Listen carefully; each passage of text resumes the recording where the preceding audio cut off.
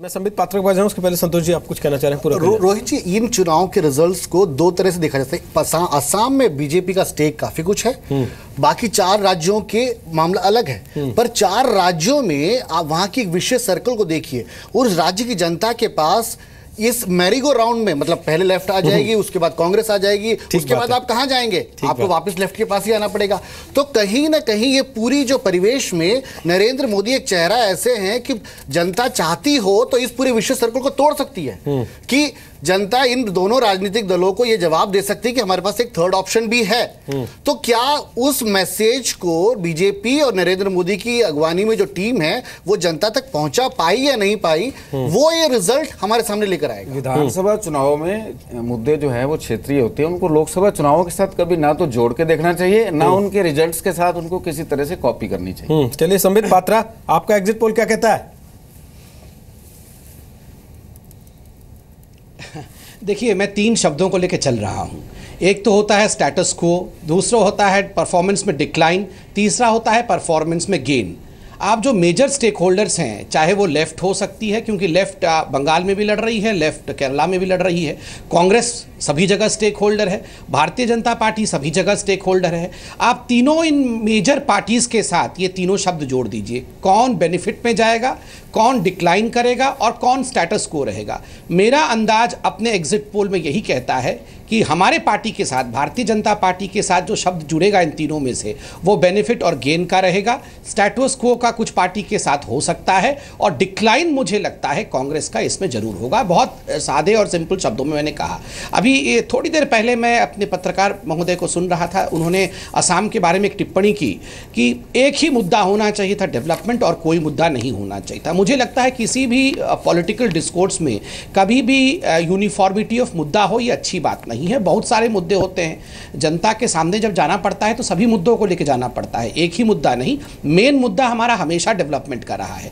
जहां तक आसाम का संदर्भ है, देखिए आसाम में एथनिसिटी अर्थात जो मूल निवासी आसाम के हैं, चाहे वो हिंदू हो चाहे मुसलमान हो, उनके लिए भी कोई तो चिंता करेगा ना। अगर कोई चिंता नहीं करेगा, उसके प्रति हम आंख मूंद के रहेंगे तो एक दिन ऐसा आएगा कि बांग्लादेश के लोग जो हैं वो हक के साथ कहेंगे आसाम तो हमारा है भैया, इस पे आप आवाज़ क्यों उठा रहे हैं। तो आज अगर ये हम कहें कि इस पे हम चुप रहें, आसाम में बांग्लादेशी घुसपैठियों को लेकर भारतीय जनता पार्टी को आवाज़ नहीं बुलंद करनी चाहिए। देखिए, नतीजे चाहे जो भी हो चुनाव के, मगर नतीजों को देखते हुए देश के भविष्य को हम दांव पे लगा दे, मुझे लगता है ये उचित नहीं होगा। लगता है आपका एग्जिट पोल काफ़ी हद तक साफ है आपके सामने, इसलिए आज अच्छी बातें आ रही हैं सर। देखिए, आसाम में नहीं, देखिए आसाम में हम जरूर सरकार बनाएंगे और ये मैं ही नहीं कह रहा हूँ, कांग्रेस के लोग भी जहाँ मिल जाते हैं वो भी कानों में कहते हैं कि आप ही सरकार बना रहे हैं। तो इससे एक स्पष्ट स्थिति बन रही है कि आसाम में डेवलपमेंट ओरिएंटेड सरकार बनेगी भारतीय जनता पार्टी की। और जहाँ तक बाकी राज्यों का सवाल है, वहाँ हम इनरोड्स बनाएंगे। आप अगर देखेंगे कंपेयर, मैं चार्ट लेके बैठा था कि 2011 में हमारा क्या परफॉर्मेंस था। आप अगर इन चारों स्टेट को, पुडुचेरी को छोड़ के अगर चारों स्टेट को आप औसत के आंकड़े पे रखेंगे तो पाएंगे औसत जो हमारा वोट शेयर था 5% था, और लोकसभा आते आते 2014 आते आते हमने इसे 20% में तब्दील किया था। स्वाभाविक रूप से 2011 में अगर 5% ही हम वहाँ वोट पाते थे इन चारों राज्यों में, और आज अगर ये वोट प्रतिशत बढ़ता है तो ये पॉलिटिकल पार्टी की जीत होती है। उसमें कितना सीट में परिवर्तन होगा, कितना नहीं होगा, ये महत्वपूर्ण नहीं है। कितने लोगों के बीच हम घुस पाए हैं, कितने लोगों ने हमारे आइडियोलॉजी को एक्सेप्ट किया है, हमारे डेवलपमेंट के मोड को कितना लोग चाहते हैं, ये महत्वपूर्ण है। और मुझे लगता है कोई भी यहाँ पे इस बात से नकार नहीं करेगा कि हाँ, हम स्ट्रॉन्ग तरीके से बहुत सारे ऐसे राज्यों में आएंगे, इनरोड्स बनाएंगे जहां आज तक इनरोड्स थे नहीं। बोस साहब, पश्चिम बंगाल में इनरोड बन जाएगी आपकी अगुवाई में?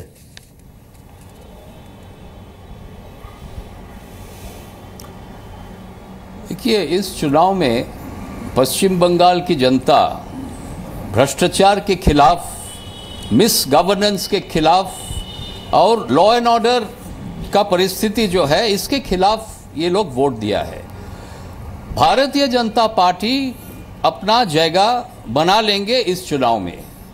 अब देखिए, बहुत सारा साइलेंट वोटर्स इस बार पश्चिम बंगाल में चुनाव में वोट दिया है। नाउ ये साइलेंट वोटर्स किनको वोट दिया है ये बहुत महत्वपूर्ण है। तो अब देखने पड़ेगा ये जो एक्स्ट्रा जो वोट, जो 3 से 4% वोट्स जो एक्स्ट्रा जो वोट गया है, ये किनके बक्सा में गया, किनके फेवर में गया, ये देखने पड़ेगा। और जो चीज़ जो है भवानीपुर केंद्र में जहाँ मैं चुनाव लड़ा था, काफ़ी लोग बोला है समर्थन भारतीय जनता पार्टी को दिया है, मगर एक टेरराइज करने का जो तरीका जो वाम फ्रंट ने किया है, उसके बाद टीएमसी ने एकदम मास्टर कर लिया ये टेरर टैक्टिक्स, ये टेरराइज किया था वोटर्स को।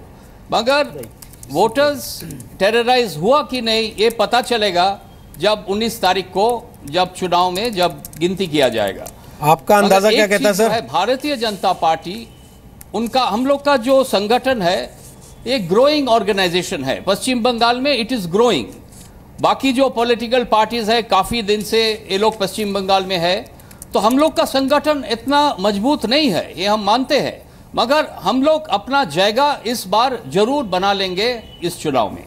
तो हाँ, आप बोल लीजिए, फिर मैं सोमनाथ जी के पास जाऊँ। बोलिए।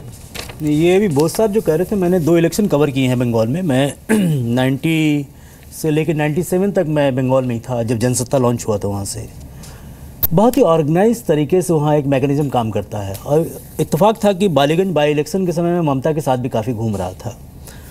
तो अभी जो बोस साहब जिस चीज़ का जिक्र कर रहे थे, एक एक वोटर को वहाँ आइडेंटिफाई करके रखा जाता है और ये तय करते हैं वहाँ के पार्टी कैडर कि आपको उस दिन वोट देने निकलना है या नहीं निकलना है।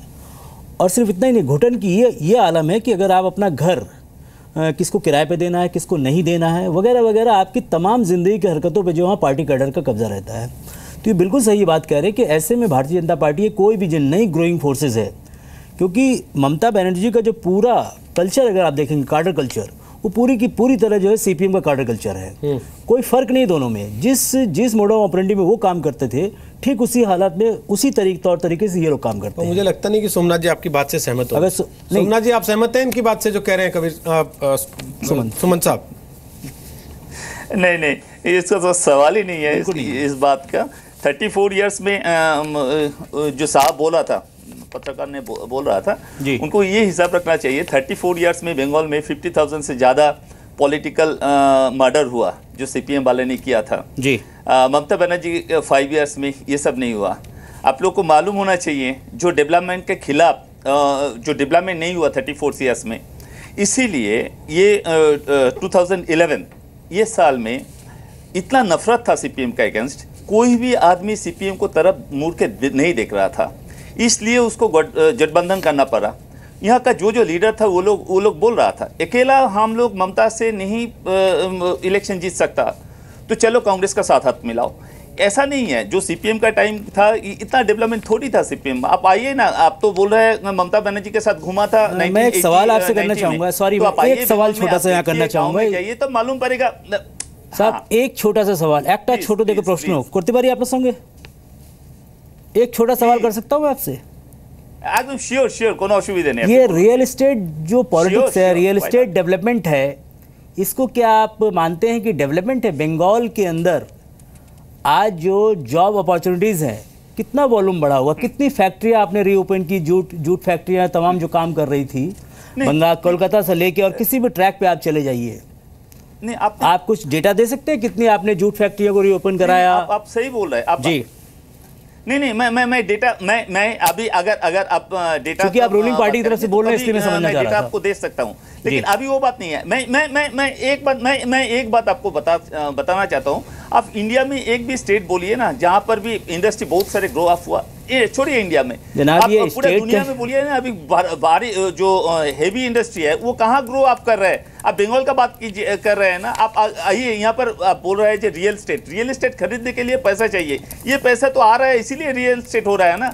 ये तो आप रियल एस्टेट खरीदने के लिए पैसा चाहिए, ये पैसा तो आदमी का पास है, इसलिए रियल एस्टेट बढ़ रहा है ना। तो ये तो आपको ध्यान पे रखना चाहिए। देखिए आप लोग क्या करते हैं, आप लोग सीपीएम का टाइम का साथ कांग्रेस ये तृणमूल का टाइम मत मिलाइए प्लीज। क्यों उस टाइम ऐसा नेत्री नहीं था जो सिर्फ बंगाल के लिए सोचता था? देखिए, सीपीएम बोलिए, कांग्रेस बोलिए, बीजेपी बोलिए, सब दिल्ली के लिए पार्टी के लिए सोच रहे हैं, लेकिन ममता बनर्जी ऐसे लीडर है जो सिर्फ बंगाल के लिए सोचते हैं। आज से नहीं, जब से वो ये पॉलिटिक्स में, तब से उनका एक ही टारगेट था, जो बंगाल से कैसे भी करके सीपीएम को हटाओ। इसीलिए कभी बीजेपी को हाथ पकड़ना पड़ा, कभी कांग्रेस को हाथ पकड़ना पड़ा। सर सीपीएम को हटाओ, ठीक है, कुछ नहीं हुआ। 2011 में आया, सर सीपीएम को हटाओ, ठीक है, लेकिन खुद सीपीएम हो जाओ फिर। सीपीएम को हटाओ क्यों? क्यों क्यों क्यों क्यों? आपने जिक्र किया डेवलपमेंट का, ये तो आप लोग का प्रचार है। आप लोग ये इलेक्शन में अभी मैं बता रहा हूं आपको, प्लीज 1 मिनट अलाउ कीजिए। आप लोग अभी बता रहा था ना, डेवलपमेंट, सिर्फ इलेक्शन हो रहा है एक डेवलपमेंट इशू के लिए। बंगाल में कोई ही इलेक्शन नहीं किया, सिर्फ ममता बनर्जी को काली लगाओ, उसका भ्रष्टाचार, दुर्नीति, ये सब बात करो। ऐसे थोड़ी होते हैं। कोई भी पार्टी, एक भी पार्टी नहीं बोला ये इलेक्शन में जीतने का बाद वो लोग बंगाल में क्या डेवलपमेंट करेंगे। सिर्फ ममता क्या किया, ममता का पार्टी ये कर रहा है, ममता दोनों, यार कोई भी प्रमाण नहीं। आज तक शारदा बोलिए, कुछ भी बोलिए सर, शारदा से लेके फिर भी ममता, शारदा से लेके सर वो पुल गिरने तक, आखिरी चुनाव के दरवाजे पे सर वो पुल गिरने तक सर भ्रष्टाचार की तो कहानी है। इसके बाद भी सर अगर जनता का मूड आपके साथ जा रहा है, शारदा में मैं वही बोल रहा हूँ,